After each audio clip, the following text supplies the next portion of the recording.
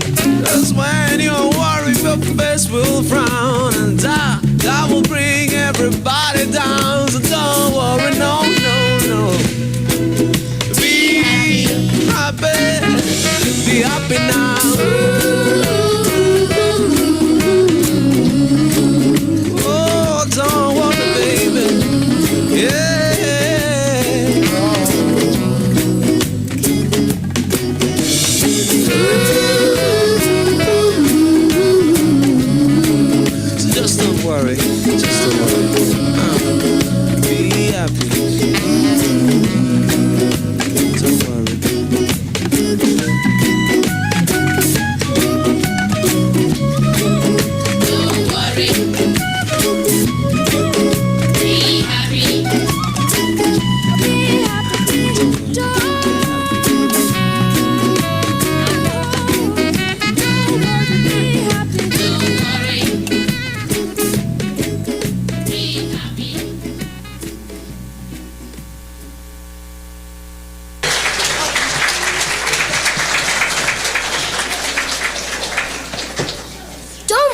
be happy. As long as people tell stories, the magic that transform their lives will bring us together. Tonight, listen to tales from around the world and enjoy the magic of story. No for no, don't worry. Be happy. In every life you have some trouble. When you worry, you make it double. Don't worry. Be happy.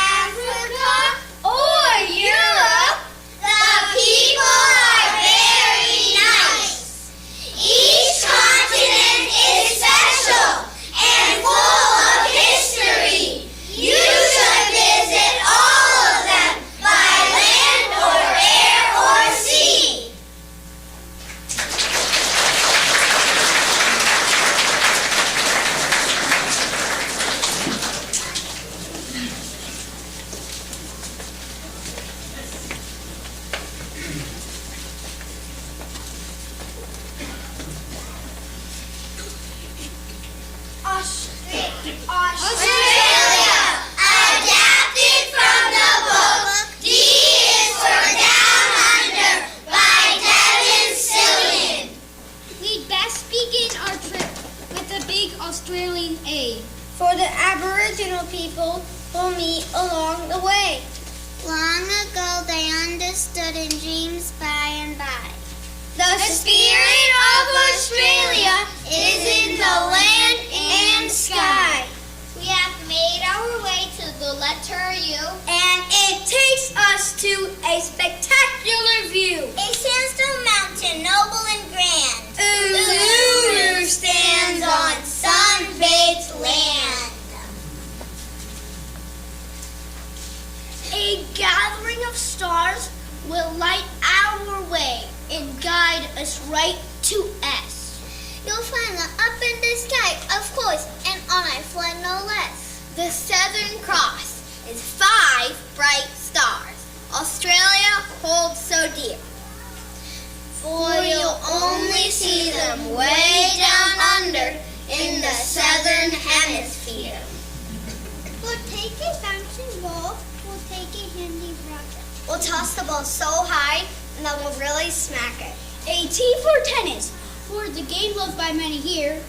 And in Melbourne, the Australian Open is played each and every year. Go back to the beginning for letter R when the world was dark and still. Back to the dream time when all was quiet and nothing lived until The rainbow serpent shook off his slumber and slither across the land, carving the shapes of Australia from green forest to desert sand. In a land of many beaches, we'll need a watchful eye. Someone to keep us safe when the roaring tide is high. Alice the lifeguard watching the conditions. They try to prove their skills in thrilling competition. I stand for island, but one that's not too small. This island is enormous. Just try to see it all. There's no place else quite like it, that's clearly true. Australia is a continent. But it's an island too!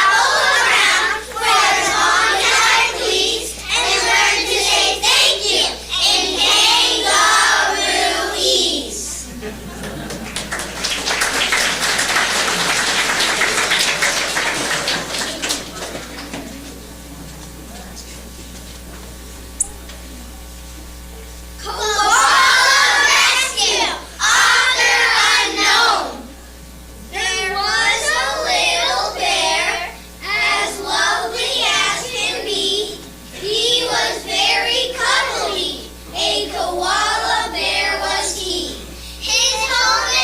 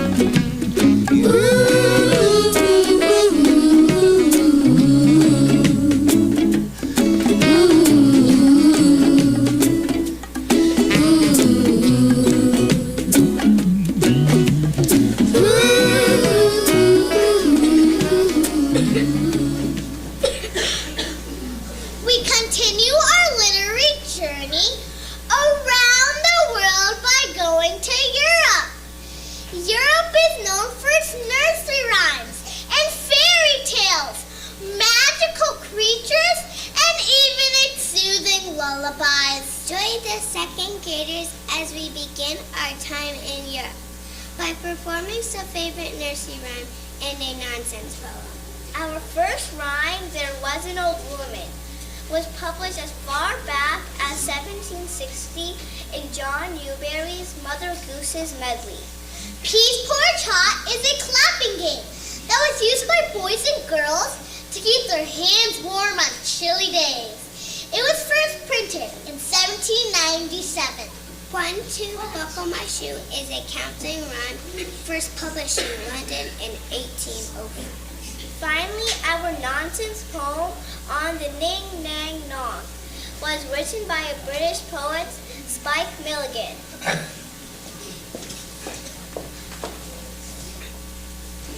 There was an old woman tossed up in a blanket, 99 times as high as the moon. But where she was going, no mortal could tell, for under her arm she carried a broom. Old woman, said I, a wither so high. Oh, I'm sweeping the cobwebs off the sky. I'll be with you by and by.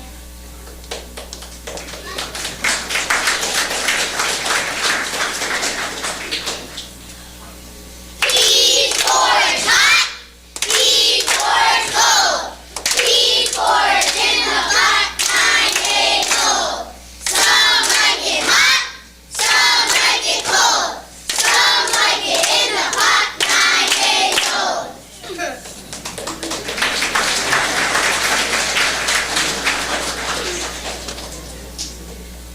One, two, buckle my shoe. 3, 4, shut the door. 5, 6, pick up sticks. 7, 8, lay them straight. 9, 10, a big fat head.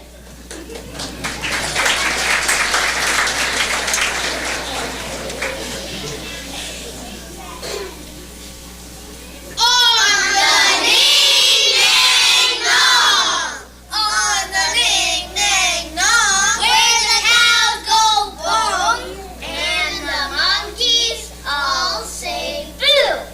There's a nong nang ning where the trees go ping and the teapots jibber jabber joo. On the nong ning nang, all the mice go clang. And you just can't catch 'em when they do. So it's ning, nang, nong, cows go bong, nong, nang, ning, trees go ping, nong, nang, nang, the mice go clang. What a noisy place to belong is the ning, nang, nong.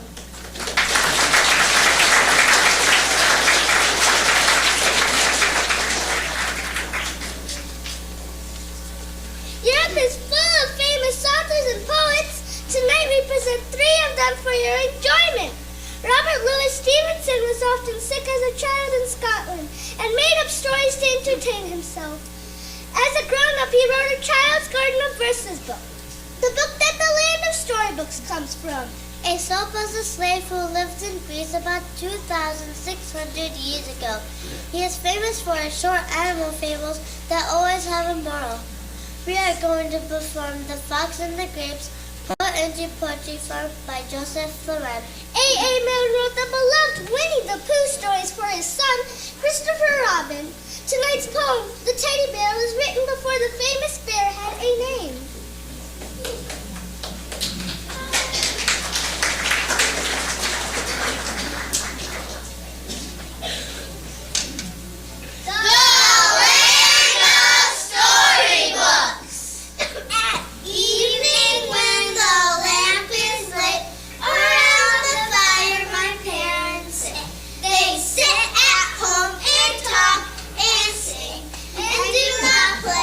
Any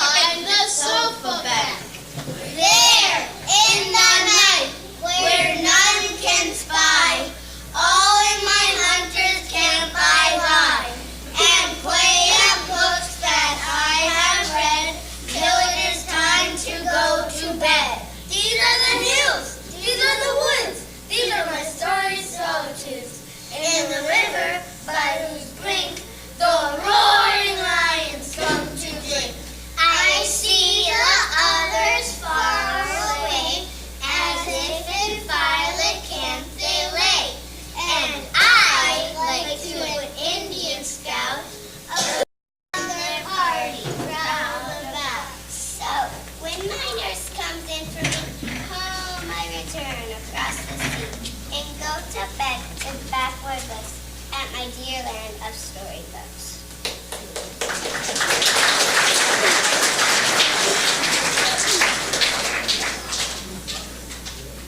The Fox and the Grapes. One summer's day, a fox was passing through a vineyard. Big he was and hungry too, When suddenly his keen eye chanced to fall upon a bunch of grapes above the wall. Ha! Just the thing! He said, Who could resist it? he eyed the purple clusters, jumped and missed it. Aha! He coughed I'll take more careful aim. and sprang again. Results were much the same. Although his leaps were desperate and high, at length he paused to wipe a tearful eye and shrugged a shoulder. I'm not so dry, and none is bound to come within the hour. Besides, He said, I'm sure those grapes are sour. the moral is we seem to want the peach that always dangles just beyond our reach. Yet, like the fox, we must not be upset when sometimes things are just too hard to get.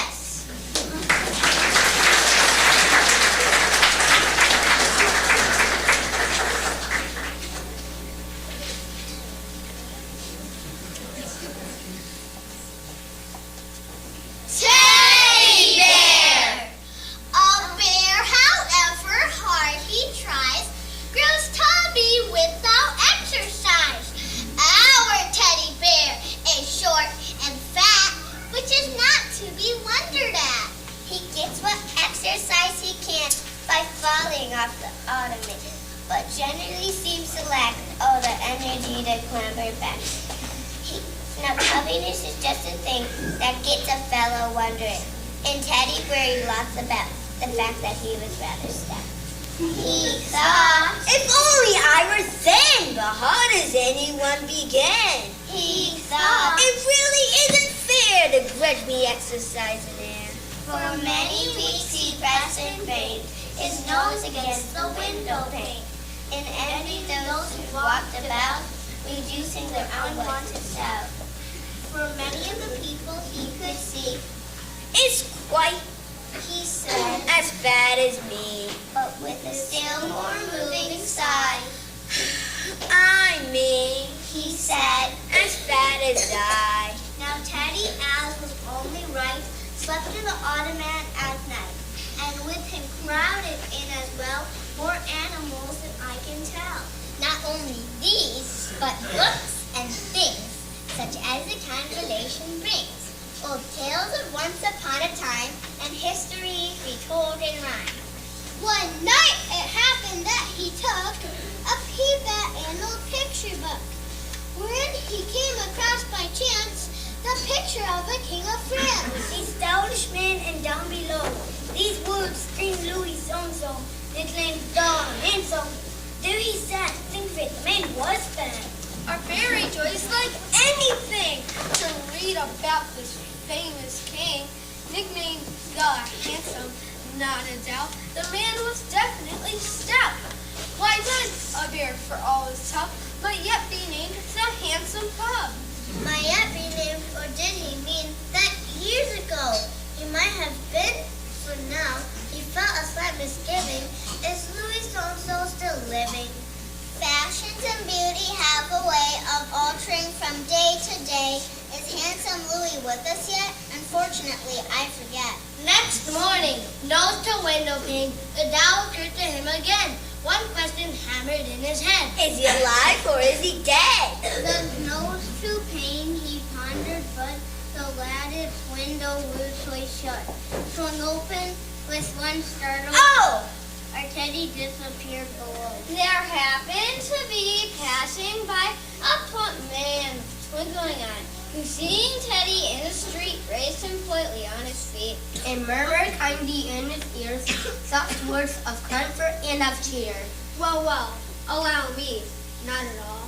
Tut tut, a very nasty fall. Our Teddy to answer not a word. It's doubtful if he even heard. Our bear could only look and look. The stout man in the picture book. That handsome king? Could this be he? This man of adiposity?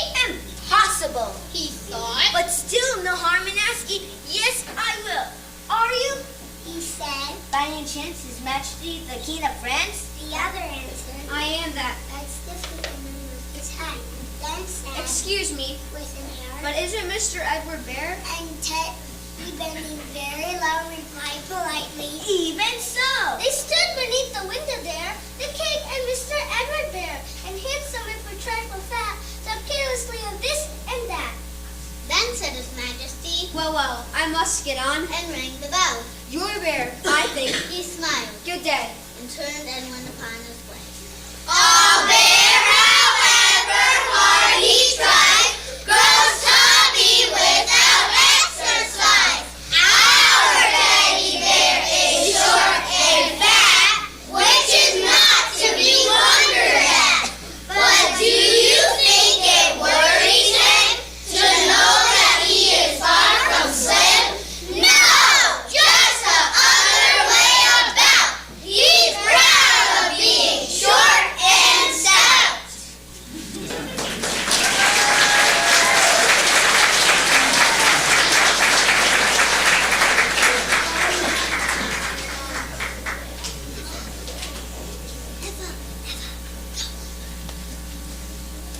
Fairies and pixies and sprites. The earth is full of magical, imaginary creatures.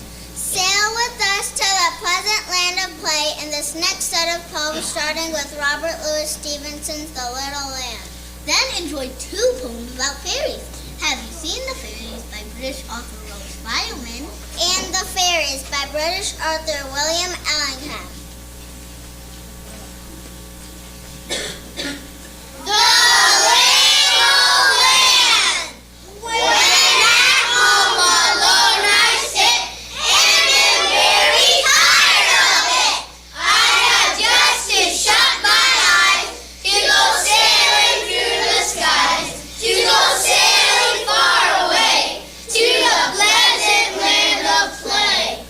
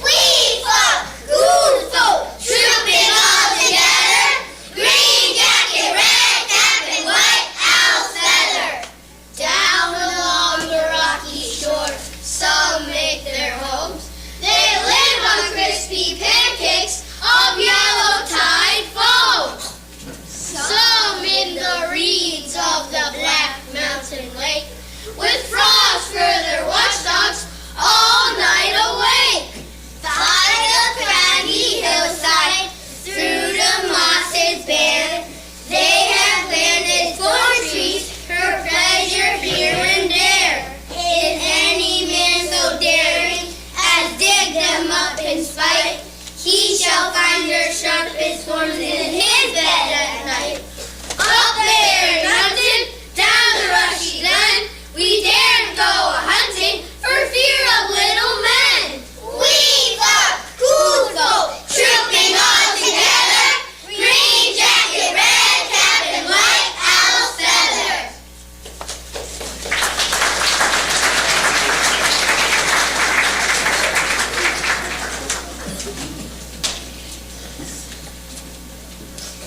Our final piece tonight is the famous Brahms lullaby.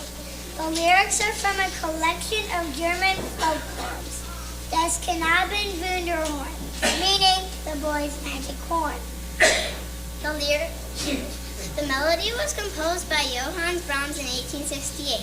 It is one of the most widely sung lullabies in the world, used by countless parents to sing their babies to sleep.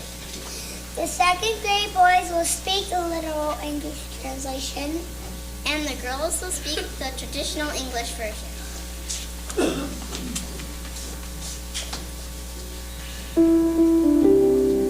Good evening, good night.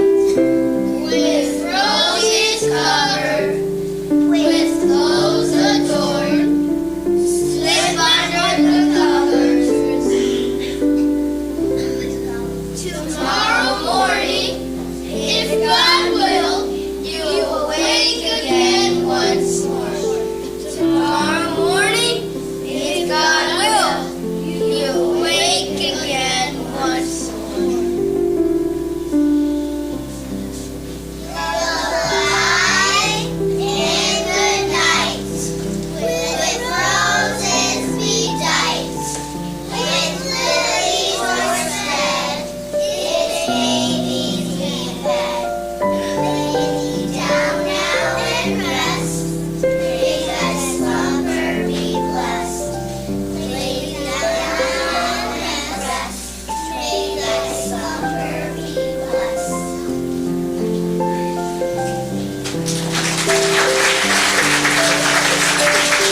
The third graders would like to share with you two stories written by Verna Norberg Ardima Vugteveen, an American writer of children's books. Ardima knew she wanted to be a writer from an early age and spent every free second writing.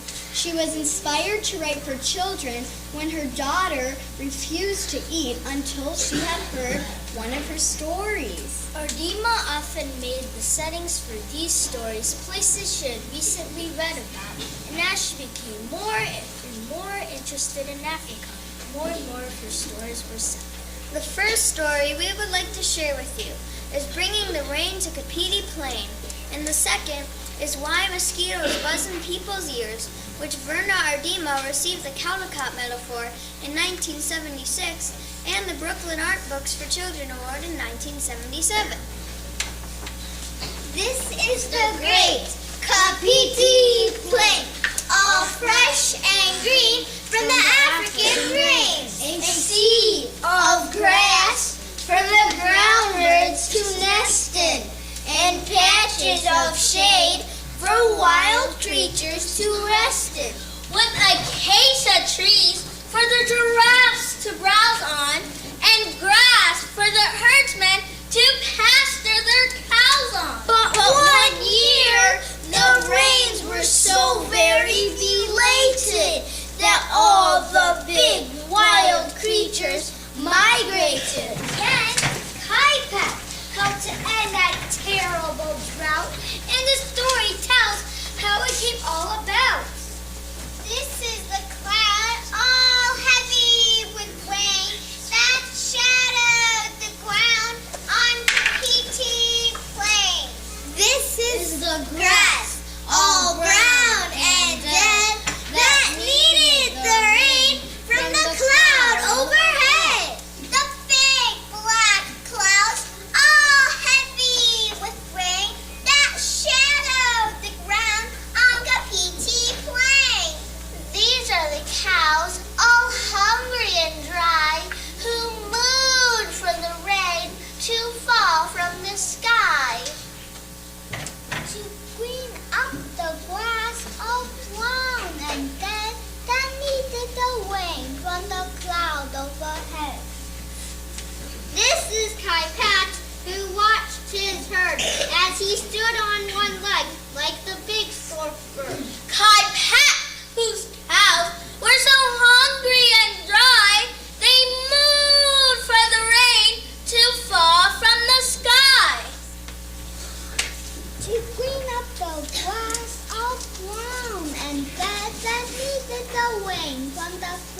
overhead. The big black clouds, all heavy with rain, that shadow the ground on the PT plain. This is the eagle who dropped a feather that helped to change the weather. It found near Kai Pat, who watched his herd as he stood on one leg, like the big stork bird. Kai Pat, whose cows were so hungry and dry, they mooned for the rain to fall from the sky. To green up the grass, all brown and dead, that needed the rain from the cloud overhead. The big black cloud, all heavy with rain, that shadowed the ground on Kapiti Plain. This is the arrow Kai Pat put together with a slender stick and an eagle feather. From the eagle who happened to drop a feather that helped to change the weather. It fell near Kai Pat, who watched his herd as he stood on one leg, like the big stork bird.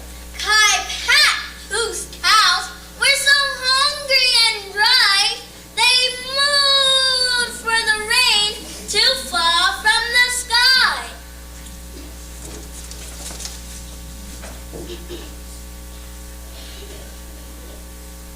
To green up the grass, all brown and dead, that needed the rain from the cloud overhead. The big black cloud, all heavy with rain, that shadowed the ground on the PT Plain. This is the bow, so long and strung with a string, a leather thumb. A bow for the arrow Kai Pat put together with a slender stick and an eagle feather. From the eagle who happened to drop a feather that helped to change the weather. It fell near Kai Pat, who watched his herd as he stood on one leg, like the big stork bird. Kai Pat, whose cows were so hungry and dry, they mooned for the rain to fall from the sky. To green up the grass, all brown and dead, that needed the rain from the cloud overhead. The big black cloud, all heavy with rain, that shadowed the ground on Kapiti Plain. This was the shot that pierced the clouds and loosed the rain with thunder clouds. And shot from the bow so long and flung with a swing, a leather thumb. A bow for the arrow Kai Pat put together with a slender stick and an eagle feather. From the eagle who happened to drop a feather that helped to change the weather. It fell near Kai Pat, Who watched his herd as he stood on one leg like the big stork.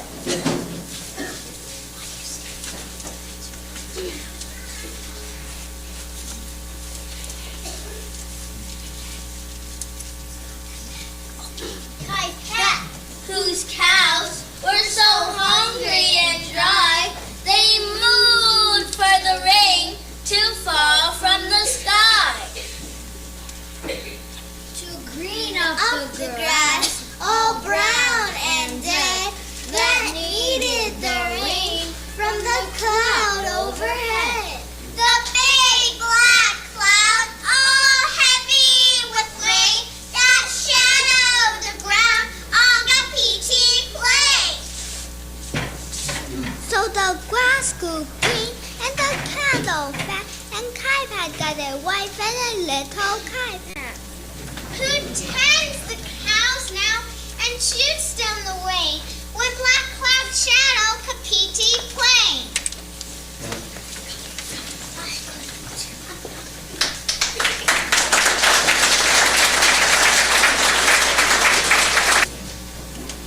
Why mosquitoes buzz in people's ears? By Verna Ardima. One morning, a mosquito saw an iguana drinking water at a water hole.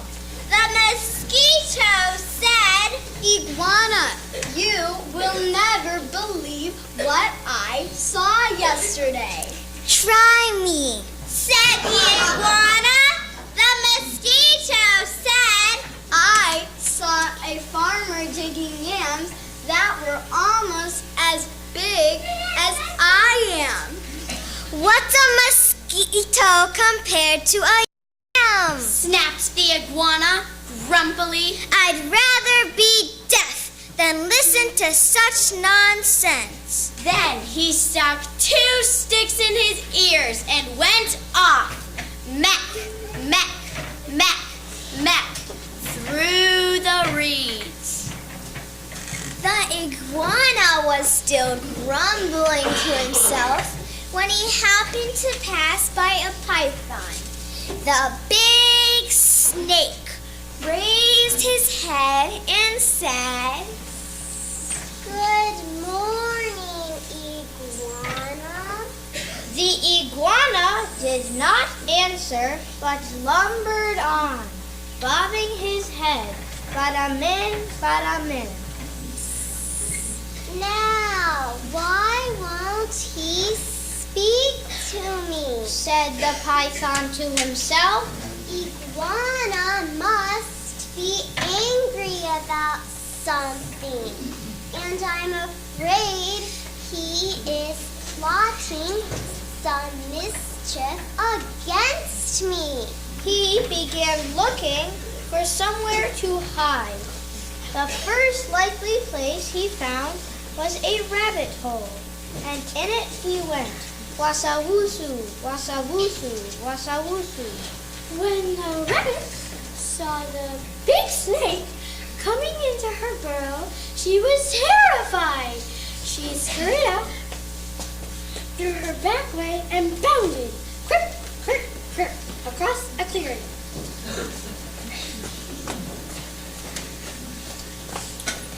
"God!" A crow saw the rabbit running for her life. He flew into the forest, crying, "God! God! God!" It was his duty to spread the alarm in case of danger. "God! God! God!" A monkey heard the crow. He was sure that some dangerous beast was prowling near. He began screeching and leaping, killy-willy through the trees to help warn the other animals. As the monkey was crashing through the treetops, he happened to land on a dead limb. It broke and fell on the owl's nest, killing one of the owlets.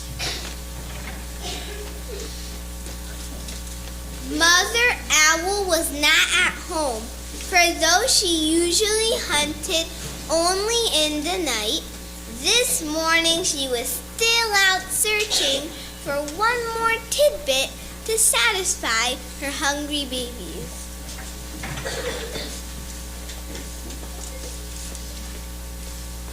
When she returned to the nest, she found one of them dead. Her other children told her that a monkey had killed it. All that day and all that night, she sat in her tree. So sad, so sad, so sad. Now it was Mother Owl who woke the sun each day so that the dawn could come. But this time, when she should have hooted for the sun, she did not do it. The night grew longer and longer. The animals of the forest knew it was lasting much too long. They feared the sun would never come back. At last, King Lion called a meeting of the animals. They came and sat down,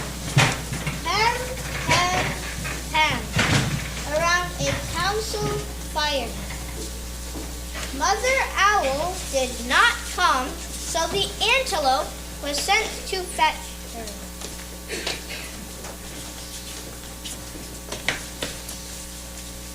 When she arrived, King Lion asked, Mother Owl, why have you not called the sun? The night has lasted long, and everyone is worried. Mother Owl said, Monkey killed one of my owlets. Because of that, I cannot bear to wake the sun. the king said to the gathered animals, Did you hear? It was Monkey who killed the owlets. And now Mother Owl won't wake the sun so that the day can come. Then King Lion called the monkey. He came before him nervously, glancing from side to side. Rim, rim, rim, rim. Monkey, Said the king. why did you kill one of Mother Owl's babies? Oh, King, said the monkey, it was the crow's fault. He was calling and calling to warn us of danger, and I went leaping through the trees to help. A limb broke under me, and it fell, on the owl's nest. The king said to the council, So, it was the crow Who alarmed the monkey? Who killed the owlet? And now Mother Owl won't wake the sun so that the day can come.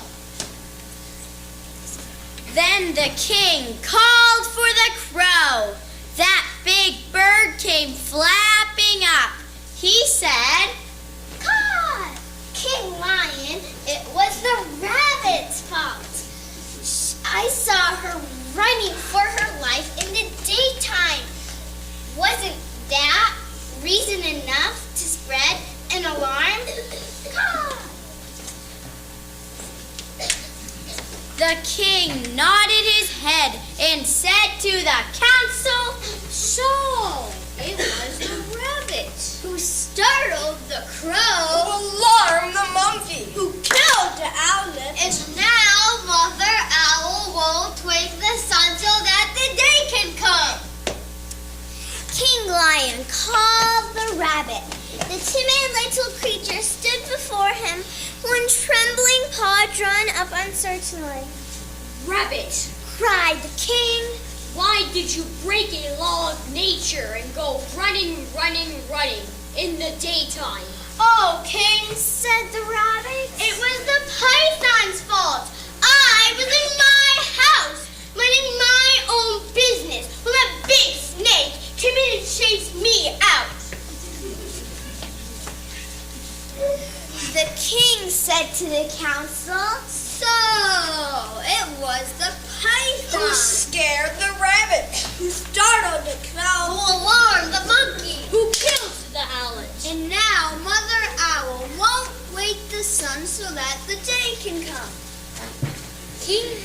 King Lion called the python, who came slithering, wassa wusu, past all the other animals. But King, He cried, it was the iguana's fault.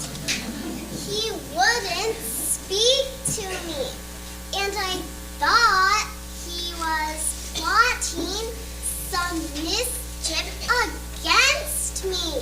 When I crawled into the rabbit's hole, I was only trying to hide. the king said to the council, So, it was the iguana. Who frightened the python? Who scared the rabbit? Who Who startled the crow? Who alarmed the monkey? Who killed the owl? And now Mother Owl won't wake the sun so that the day can come. Now the iguana was not at the meeting, for he had not heard the summons. The antelope was sent to fetch him. All the animals laughed when they saw the iguana coming. Badamin, with the sticks still stuck in his ears. King Lion pulled out the sticks. Crop, crop. Then he asked, Iguana, what evil have you been plotting against the python? None at all, cried the iguana. Python is my friend. Then why wouldn't you say good morning to me? Demanded the snake. I didn't hear you or even see you, said the iguana. Mosquito told me such a big lie. I couldn't bear to listen to it, so I put sticks in my ears. Nuts, Laughed the lion. So that's why you want sticks in your ears. Yes, said the iguana. it was Mosquito's fault. King Lion said to the council. So, it was the mosquito Who annoyed the iguana? who frightened the python, Who scared the rabbit? Who startled the cow? Who alarmed the monkey? Who killed the owlet? and now Mother Owl won't wake the sun so that the day can come. Punish the mosquito! Punish the mosquito! Cried all the animals. When Mother Owl heard that, she was satisfied. She turned her head toward the east and hooted. Hoo, hoo, hoo. And the sun came up. Meanwhile, Mosquito had listened to it all from a nearby bush. She crept under a curly leaf, and was never found or brought before the council. But because of this, the mosquito has a guilty conscience. To this day, she goes about whining in people's ears. Is everyone still angry at me? When she does that, she gets an honest answer. Go!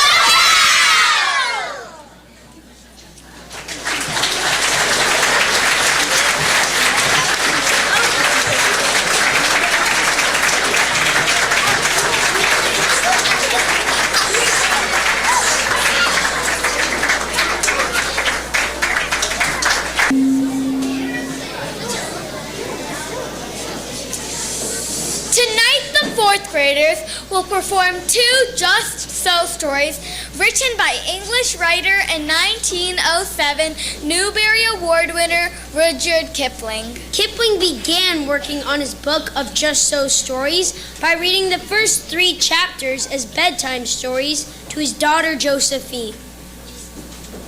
He had to use the exact words she was used to, or she would complain. He had to tell them just so. These stories tell how one animal or another came to have its most distinctive features. The first story we will share with you is called How the Rhinoceros Got His Skin. And the second is The Beginning of Armadillos. Enjoy!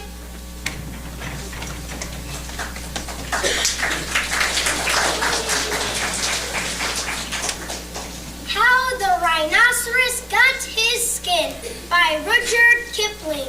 Once upon a time, on an uninhabited island on the shores of the Red Sea, there lived a Parsee. From his hat the rays of the sun were reflected in more than oriental splendor. And the Parsee lived by the Red Sea with nothing but his hat and his knife and his cooking stove of the kind that you must particularly never touch. And one day he took flour and water and currants and plums and sugar and things and made himself one cake that was 2 feet across and 3 feet thick. It was indeed a superior comestible. That's magic. And he put it on that stove because he was allowed to cook on that stove. And he baked it, and he baked it, till it was all done brown and smelled most sentimental.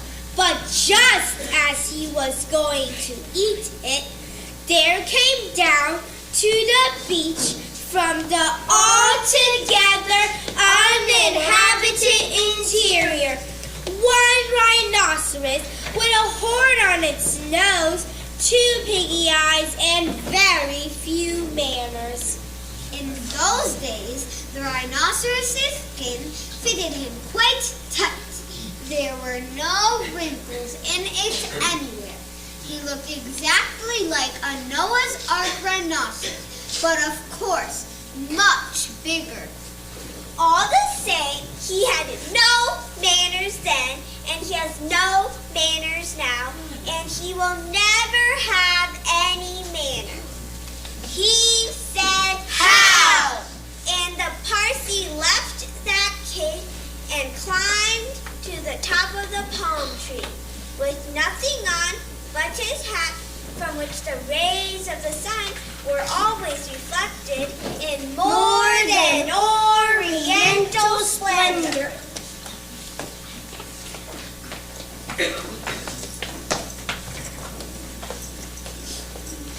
And the rhinoceros upset the oil stove with his nose, and the cake rolled on the sand, and he spiked that cake on the horn of his nose, and he ate it. And he went away, waving his tail to the desolate and exclusively uninhabited interior, which abuts on the islands of Mazandaran, Socotra, and the promontories of the larger equinox.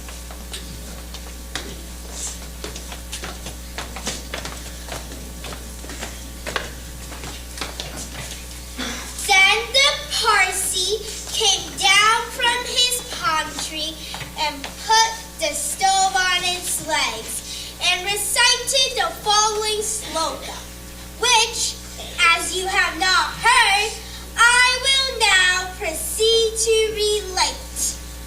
Then that takes cakes, which the Parsee man bakes, makes dreadful mistakes. And there was a great deal more in that than you would think. Because 5 weeks later, there was a heat wave in the Red Sea, and everybody took off all the clothes they had. The Parsee took off his hat, but the rhinoceros took off his skin, and he carried it over his shoulder as he went down to the beach to bathe. In those days, it buttoned underneath with 3 buttons. It looked like a waterproof. He said nothing whatever about the Parsee's cake because he had eaten it all, and he never had any manners then, since, or henceforward. He waddled straight into the water and blew bubbles through his nose, leaving his skin on the beach. Presently, the Parsee came by and found the skin, and he smiled one smile that ran all down his his face 2 times. Then he danced 3 times around the skin and rubbed his hands. Then he went to his camp and filled his hat with cake crumbs. For the Parsi never ate anything but cake, and he never swept out his camp.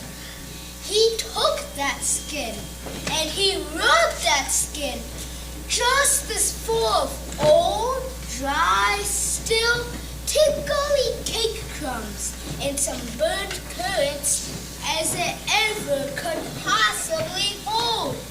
Then he climbed to the top of his palm tree and waited for the rhinoceros to come out of the water and put it on.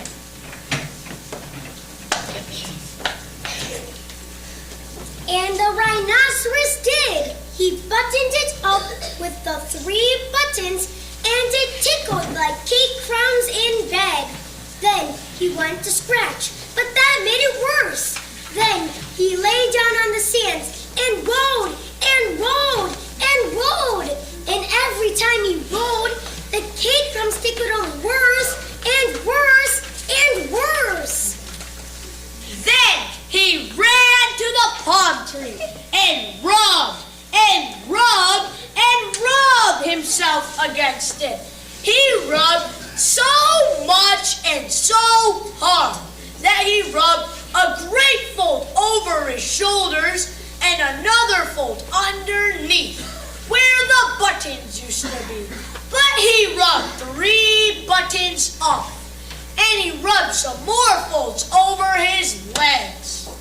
And it spoiled his temper, but it didn't make the least difference to the cake crumbs. They were inside his skin and they tickled. So he went home very angry indeed and horribly scratchy. So from that day to this, every rhinoceros has great folds in his skin and a very bad temper, all on account of the cake crumbs inside. But the Parsi came down from his palm tree, wearing his hat from which the rays of the sun were reflected in more than oriental splendor, packed up his cooking stove, and went away in the direction of Oratabo, Amygdala, the upland meadows of Anantarivo, and the marshes of Sonapur.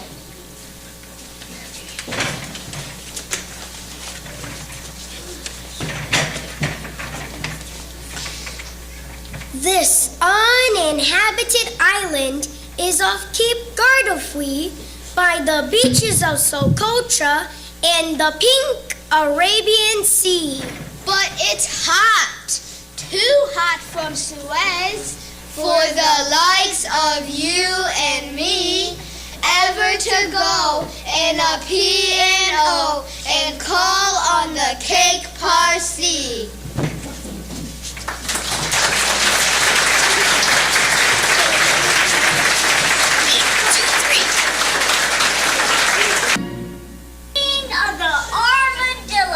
By Rudyard Kipling. This Oasis is another story of the high and far-off times. In the very middle of those times, there was a stickly, prickly hedgehog, and he lived on the banks of the turbid Amazon, eating shelly snails and things.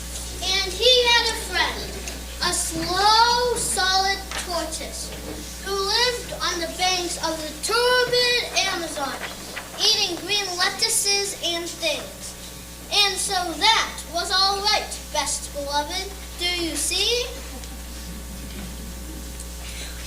But also, and at the same time, in those high and far-off times, there was a painted jaguar who lived on the banks of the turbid Amazon. And he ate everything he could catch. When he could not catch deer or monkeys, he would eat frogs and beetles. When he could not catch frogs and beetles, he went to his mother Jaguar, and she told him how to eat hedgehogs and tortoises.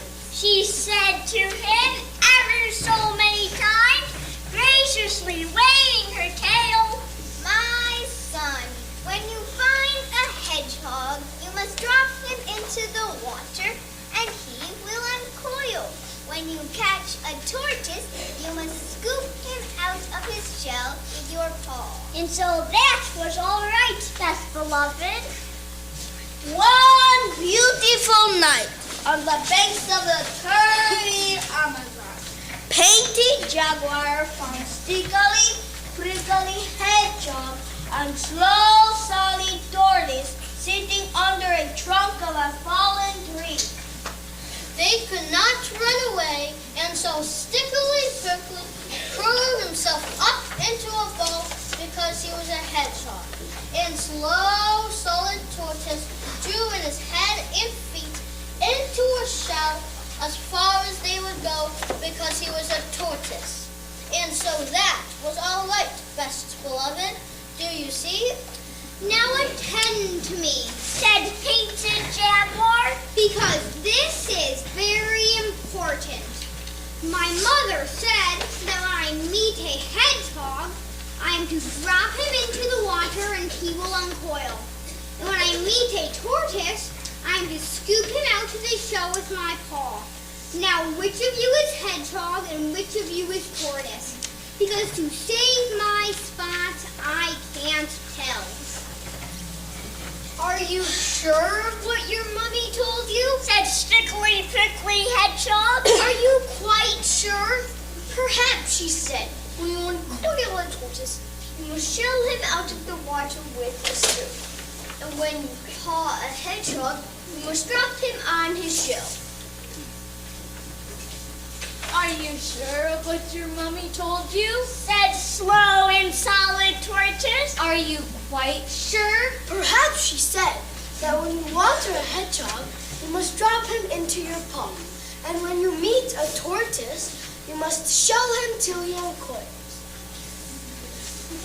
I don't think it was at all like that, said Painted Jaguar, but he felt a little puzzled. But please, say it again more distinctly. When you scoop water with your paw, you uncoil it with a hedgehog. Said Stickly Prickly. Remember that because it's important. But Said the tortoise. when you paw your meat, you drop it into a tortoise with a scoop. Why can't you understand? You are making my spots ache. Said Painted Jaguar. And besides, I don't want your advice at all. I only want to know which of you is hedgehog and which is tortoise. I shan't tell you, Said Stickly Prickly. but you can scoop me out of my shell if you like. Aha! Said Painted Jaguar. Now I know you're tortoise. You thought I wouldn't. Now I will. Painted Jaguar darted out his patty paw just as Stickly Prickly curled himself up, and of course, Jaguar's paw was just filled with prickles. Worse than that, he knocked Stickly Prickly away and away into the woods and bushes where it was too dark to find him. Then he put his patty paw into his mouth, and of course the prickles hurt him worse than ever. As soon as he could speak, he said, Now I know he isn't tortoise at all, but... and then he scratched his head with his unprickly paw. How do I know that this other is tortoise? But I am tortoise. Said Slow and Solid. Your mother was quite right. She said that you were to scoop me out of my shell with your paw. Begin. You didn't say she said that a minute ago. Said Painted Jaguar, sucking the prickles out of his patty paw. You said she said something quite different.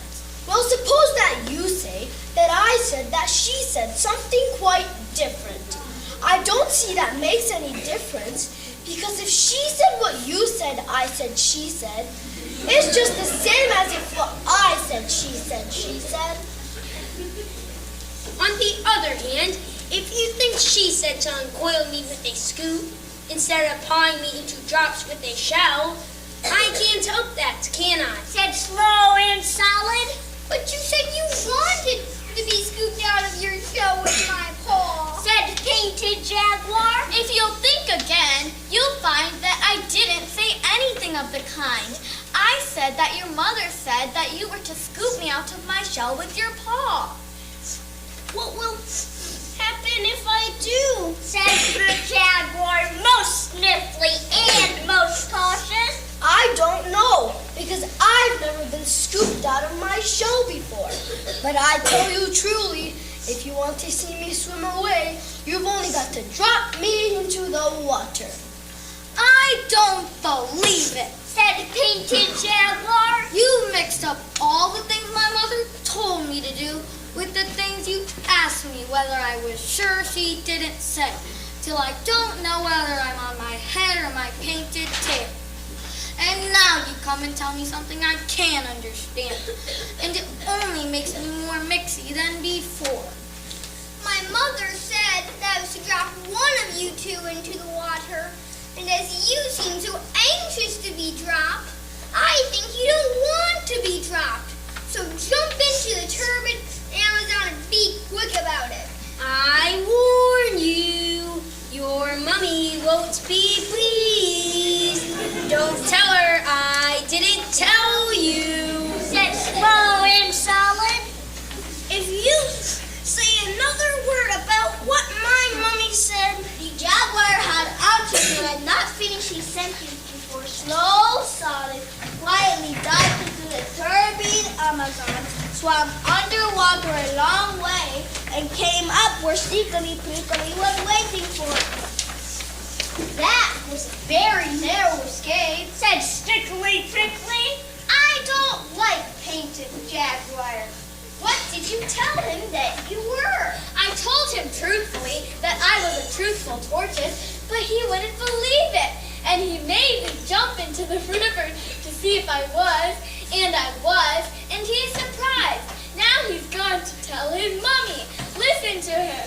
They could hear Painted Jaguar roaring up and down among the trees and the bushes by the side of the turbid Amazon till his mummy came. Son, said his mother ever so many times, graciously waving her tail. What have you been doing that you shouldn't have done? I tried to scoop something that said it wanted to be scooped out of the shell with my paw, and now my paw is full of prickles. Said Painted Jaguar.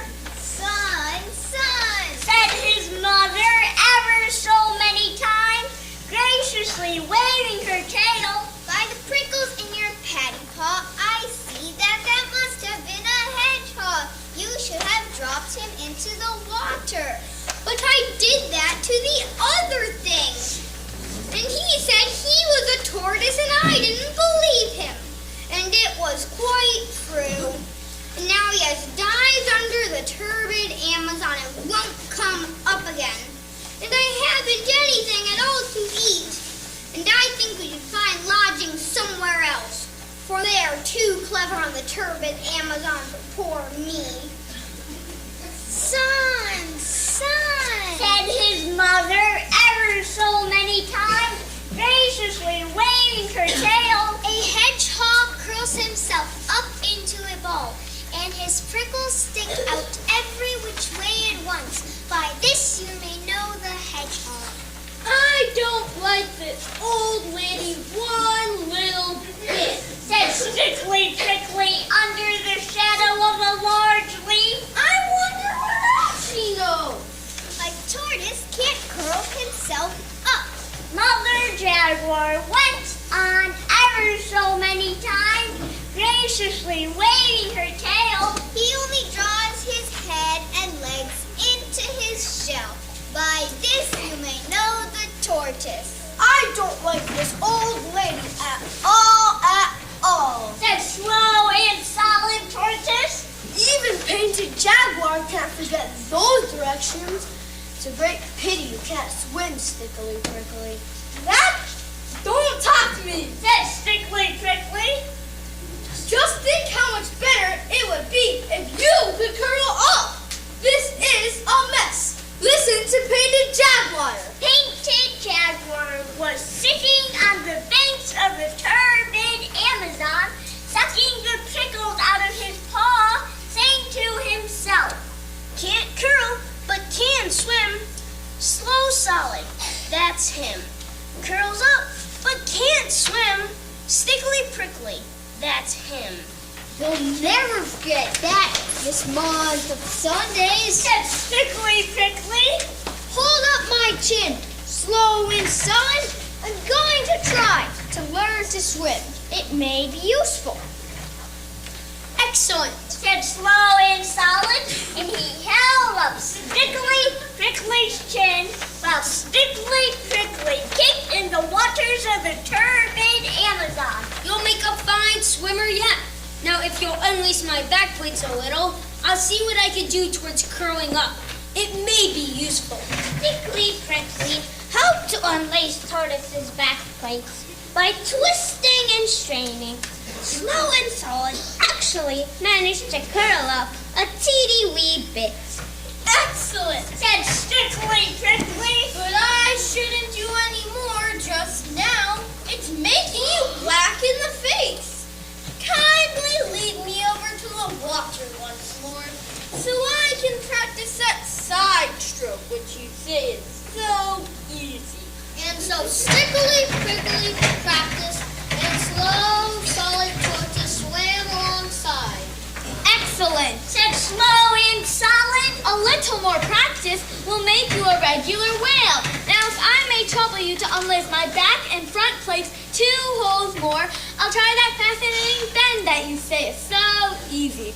Won't Painted Jaguar be surprised? Excellent. Said Stickly Prickly. Oh, what from the turbid Amazon? I declare, I should have known you from my own family. 2 holes, I think you said.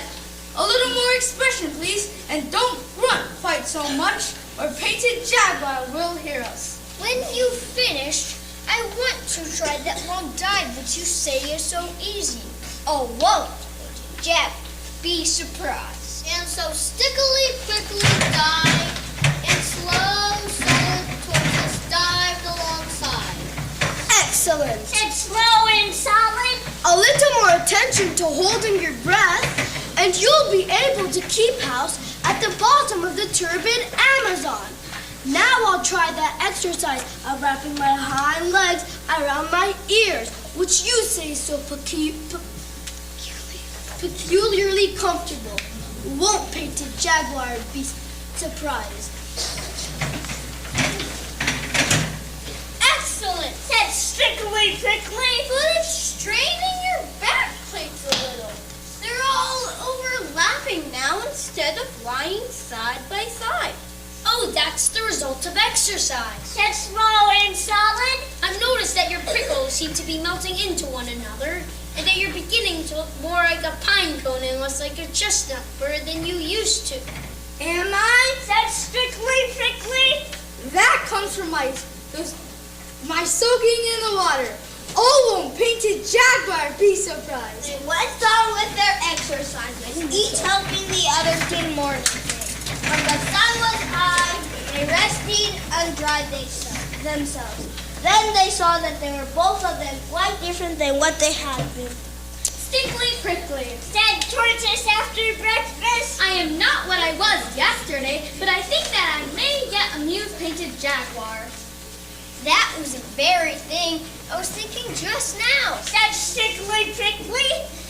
And I think scales are a tremendous improvement on Prickles, say nothing of being able to swim. Oh, whoa, Jack, be surprised. Let's go and find him.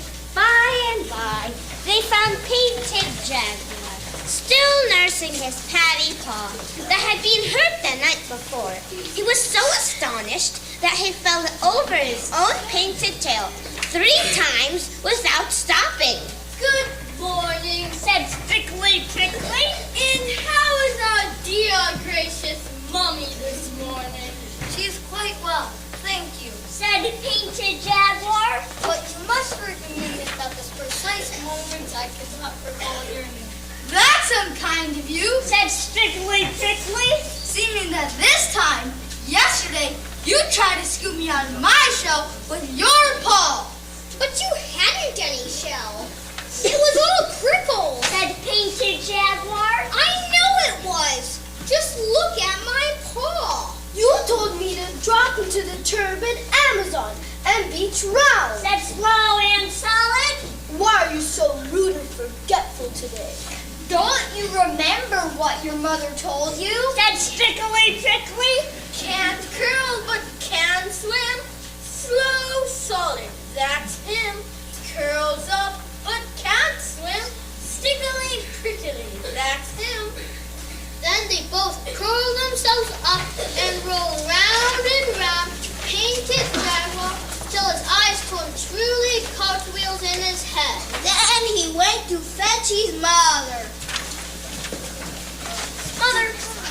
Mother, he said, there are 2 new animals in the woods today, and the one that you said couldn't swim, swims, and the one that you said couldn't curl, curls, and they go and shares in their prickles. I think because both of them are scaly all over, instead of one being smooth and the other very prickly.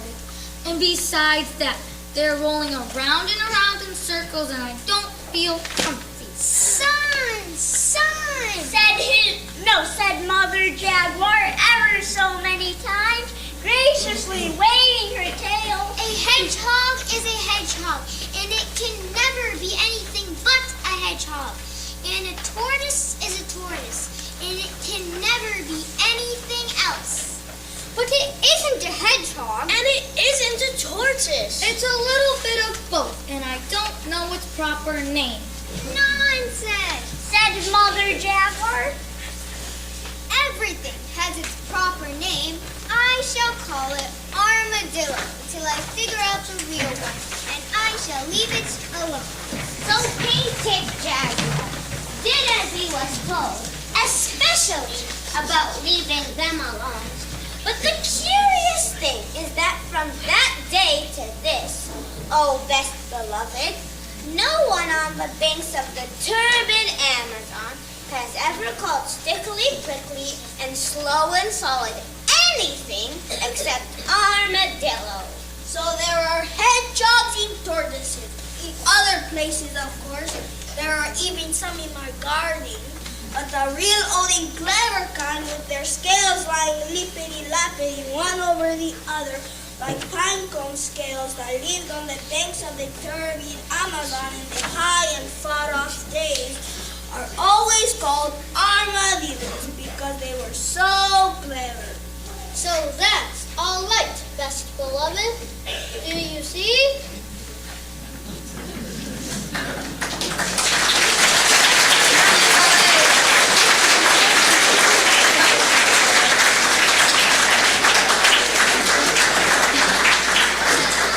I've never sailed the Amazon. I've never reached Brazil.